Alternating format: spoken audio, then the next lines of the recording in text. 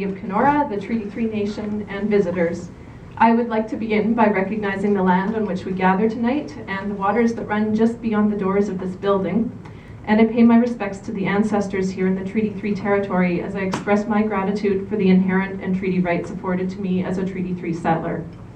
My name is Teika Newton. I come tonight as the representative of a relatively new community group in Kenora, Transition Initiative Kenora. Like other transition groups in Canada, our organization is a community-led response to climate change and shrinking supplies of cheap energy. One of our primary goals is to ensure community resiliency in the face of declining cheap resources. We are working to build local and regional capacity to manage an inevitable transition from fossil fuels to alternatives, while ensuring the sustainability of the natural resources inherent to our area, including fresh water in our many lakes, rivers, and streams. It is on these grounds that I would like to comment on the proposed Trans-Canada Energy East pipeline project. Our group has summarized 4 primary concerns related to this project, the scope of which range from local to global in scale. These are climate impacts, long-term economic merit and impacts, provincial policy misalignment, and local and regional risk to surface and groundwater, including source water. Prior to preparing for today's presentation, I was made aware that Christine would be discussing climate change impacts from Energy East. And so at this time, I don't really want to further elaborate too much on our group's concerns, other than to say that they echo what Christine has already said, and that we recognize that this project will result in a substantial increase to Canada's overall greenhouse gas emissions. Further destabilization of our climate will only increase costs to our municipality, as we struggle to maintain civic infrastructure in the face of anomalous weather events like polar vortexes, flash floods, and catastrophic winds, all things that Kenora has experience with recently. I'd like to now delve a bit more deeply into the economic impacts of this project. While you might expect that I'm going to talk about prospective impacts on the local job market and local economy, unfortunately, the truth is that to date, TransCanada Corporation has been unable to provide estimates of the number of short or long-term jobs that may be made available to Kenora through the Energy East project. Thus, anything I might say on the matter would just be speculation.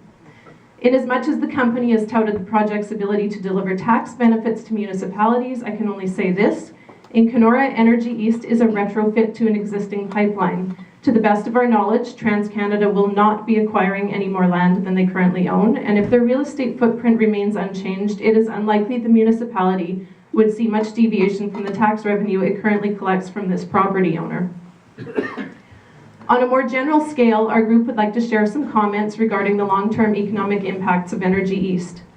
Since its adoption in the mid-19th century, fossil energy has been an uncontested boon to humanity. It is estimated that the caloric value held within a single barrel of oil represents as much potential work as a human manual laborer working full-time for 10 years. Were we to value oil by the same scale upon which we compensate human labor in Canada, that is, if we were to assume a laborer gets paid an average annual salary of $45,000 a year, then we can say that 1 barrel of oil displaces $450,000 from the economy.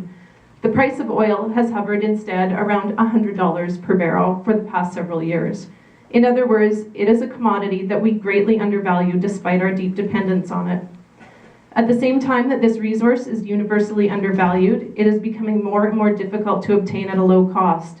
Conventional reserves of crude oil are drying up, pushing us to explore in more marginal environments and to extract oil from unconventional sources, including Alberta's oil sands and the various North American shale fields, at greater and greater risk to human laborers and to the natural environment. TransCanada's Energy East project description, filed March 4, 2014, proposes to transport diluted oil sands bitumen, not crude oil, or dilbit, from Hardisty, Alberta, to refineries in eastern Canada and 2 marine terminals in Quebec and New Brunswick, allowing for the export of crude oil to international markets. This is not a project intended to make available more oil for domestic consumption by Canadians. Rather, its purpose is to rapidly extract and sell the raw wealth of our nation to the hungriest international buyer. As a group, Transition Initiative Kenora believes Canada's fossil energy resources are invaluable. Rather than seeing these resources as a cash cow and racing to exploit and sell them as fast as possible, we believe that as a nation, we should be striving to conserve this precious resource, taking measured steps to control its extraction while ensuring maximum financial yield is obtained for finished rather than raw goods. Kenora, like many communities in the Northwest, has good first-hand knowledge of the resource extraction economy.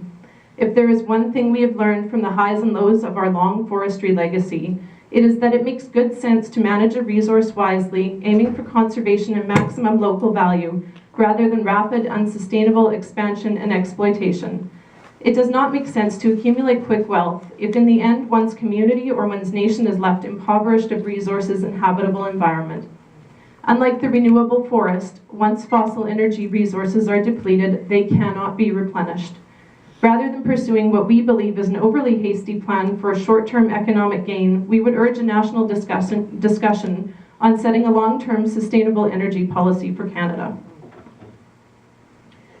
In a publication produced through the Mowat Centre and accessed through the OEB website, I found the following quote: "The progress being made by provinces like Ontario, British Columbia, and Quebec to help Canada meet its greenhouse gas emissions reduction targets are being entirely negated by increased emissions due to oil sands productions in other provinces. Indeed, since Ontario introduced its Green Energy Act in 2009 and through its provincial long-term energy plan, the province has committed to a divestment of fossil energy reliance. By the end of this year, the province will have closed all its coal-fired generating stations. Incentives made available since 2005 for homeowners and industry to adopt alternative energy solutions and increase energy efficiency have resulted in a steady decline from 34 megatons up at this end of greenhouse gas production in Ontario in 2005 to just 10 megatons in 2012, with a projected low of just over 6 megatons by 2030. Meanwhile, the proposed expansion of Alberta's oil sands from the current 1.8 million barrels per day to the projected 5.2 million barrels per day by 2030 would result in an estimated increase in Canada's CO2 emissions of nearly 30 megatons between 2005 and 2020, not only negating Ontario's reductions, but doubling them in magnitude. Clearly, this is a project that contributes to utterly undermining the efforts made by our province and the citizens of Ontario when it comes to reducing greenhouse gases and mitigating the destabilizing effects of climate change. Finally, I'd like to address what is probably the foremost concern on the minds of many attendees here this evening, and that is the risk that this pipeline would pose to our local and regional environment. Northwestern Ontario is rich in fresh water. Looking at an aerial map, our region is a landscape of water interspersed with narrow, irregular land bridges. Historically, water was the means by which Indigenous peoples and settlers traveled this region. Water is universally regarded as the single most important life-giving commodity in the world. The Indigenous wisdom of our area recognizes water as the first environment, and when the fluid of the womb gives way to the waters of the wild earth, we become inextricably dependent on clean water. Without it, we die. Ours is a fluid environment. A rupture in an oil pipeline anywhere within the watershed threatens the whole of the watershed, for water moves along the surface and underground, following small fissures in the ancient bedrock as it makes its way toward Lake of the Woods or the Winnipeg River. In our area, the Energy East pipeline would cross numerous bodies of fresh water, including the Winnipeg River near its mouth. Every water crossing represents a direct risk to the long-term health of the immediate aquatic system. At present, there are no good scientific data to help us estimate the behaviors or impacts of a dilbit spill in a boreal freshwater ecosystem. Limited research has been conducted for simulated marine environments through laboratory experiments done by the National Research Council, Environment Canada, and the Department of Fisheries and Oceans. In this study, researchers found that diluted bitumen of the sort that will be transported through the Energy East pipeline exhibits behaviors in marine environments that make it extremely difficult to clean up.